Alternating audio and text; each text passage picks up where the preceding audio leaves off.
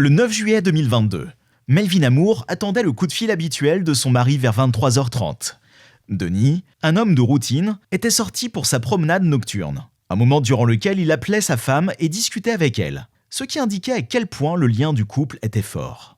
Comme elle avait fait des heures supplémentaires ce soir-là, Melvina était assez fatiguée, mais cela n'allait pas l'empêcher de répondre à Denis. Alors que Melvina attendait l'appel de son mari ce soir-là, elle s'inquiétait rapidement au fur et à mesure que le temps passait, car aucun appel ou signe de Denis ne se présentait. Melvina a informé les autorités de son absence, mais elle était loin de se douter que le corps sans vie de son mari gisait dans une allée, entouré de plusieurs pitbulls, non loin de la maison. De retour à la maison, la police est arrivée et Melvina les informe rapidement de la route que Denis emprunte habituellement lors de ses promenades nocturnes.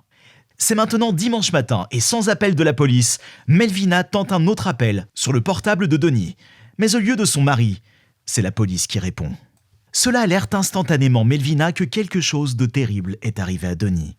Ce n'est que quelques heures plus tard que la mère de 7 enfants a découvert les détails effrayants de la mort de son mari. Le père de 3 enfants et beau-père aimant de 7 enfants s'était rendu à environ 2 pâtés de maison de son domicile. C'est alors qu'il a été entouré par plusieurs pitbulls et qu'il a été impitoyablement déchiqueté par eux dans une attaque frénétique. D'après une enquête menée par la police de Saint-Louis, des rapports avaient ensuite indiqué que Denis avait probablement été dévoré vivant. Lors de l'autopsie de Denis, un médecin légiste a révélé que ce dernier souffrait d'une maladie cardiaque et qu'il était probablement mort d'un choc consécutif à l'attaque. L'examinateur a également mentionné que la plupart des blessures qui avaient été infligées au corps de Denis s'étaient produites après l'arrêt de son cœur.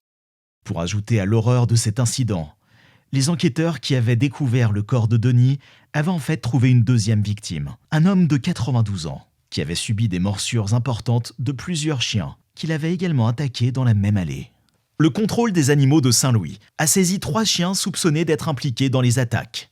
Le contrôle des animaux a ensuite fait correspondre les descriptions de plusieurs morsures de chiens dans la région, ce qui indique qu'il s'agit presque certainement des coupables, qui ont finalement coûté la vie à Denis Moore et en ont blessé un autre. Si vous avez le malheur de vous trouver dans une situation où vous êtes attaqué ou confronté à un pitbull, il est important de résister à l'envie de crier et de vous enfuir.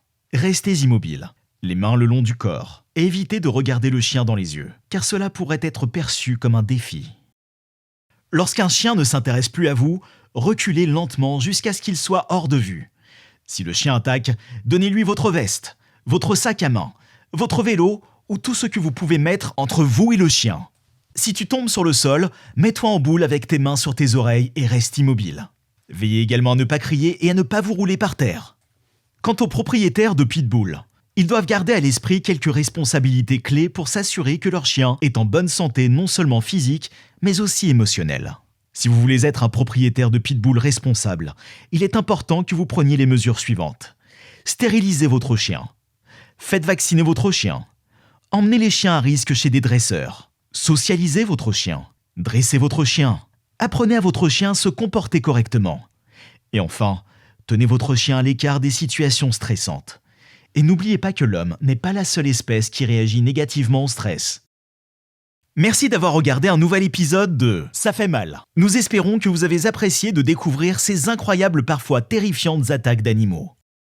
N'oubliez pas de toujours respecter la vie sauvage et de ne jamais essayer d'approcher ou de provoquer des animaux dangereux.